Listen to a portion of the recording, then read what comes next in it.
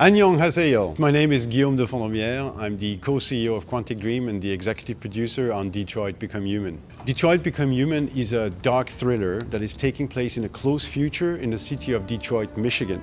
And in this close future, technology has evolved to a point where human-like androids are really commonplace. Androids have actually replaced human beings in most jobs. And so in the game, you're going to embody 3 of these androids. So you're going to look at the story from 3 very different perspectives.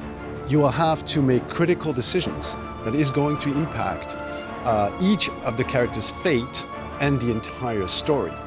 And you'll have to make this decision very carefully, because all characters in the game can die. So each of the 3 playable characters has special abilities.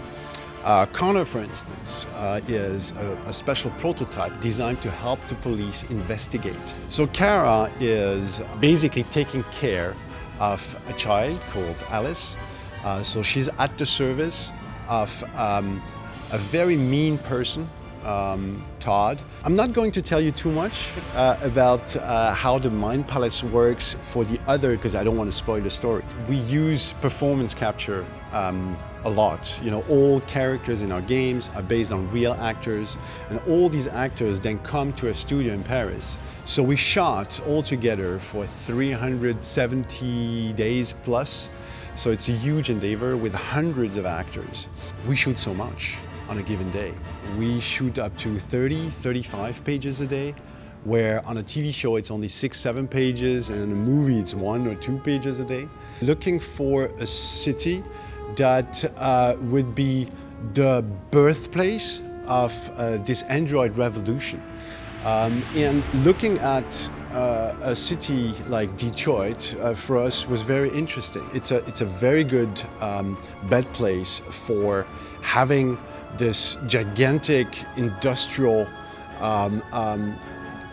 infrastructure to be able to produce massively these kinds of machines. And to a certain degree, this was a fantastic parallel to our story, which is showing how humanity is trying to reinvent itself through this Android revolution. You know, when we started to work on the game, the first question we asked ourselves is, when is this revolution going to happen? Because I think that when you think of it, you see how fast artificial intelligence research is going today. You know one day it's coming. What we wanted to do with Detroit is not only look at the technical aspect of Android development and artificial intelligence, but in particular look at the impact on society, on the humans. Human-like androids who are taking on jobs. There's probably going to be unemployment. How are humans going to react to it? There's probably going to be conflict between those who benefit from this evolution and those who are going to suffer from it. And I think this is what is really interesting about Detroit Become Human, is that we're looking at the subject matter from all possible perspectives. And it gives us a possibility to reflect on the effects of this revolution. I think the biggest difference between Detroit Become Human and our past titles, in particular Heavy Rain and Beyond Two Souls, is that Detroit is really the most branching game that we've ever created. And of course, you know, I think it features better graphics.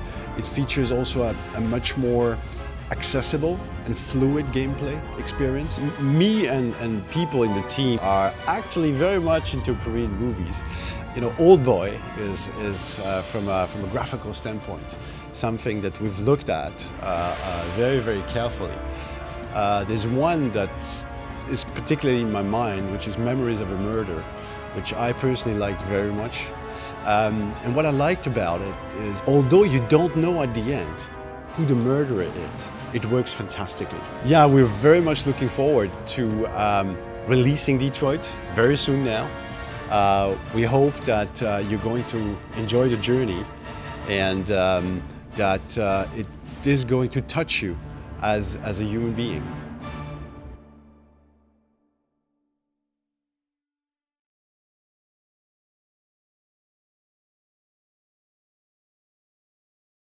플레이스테이션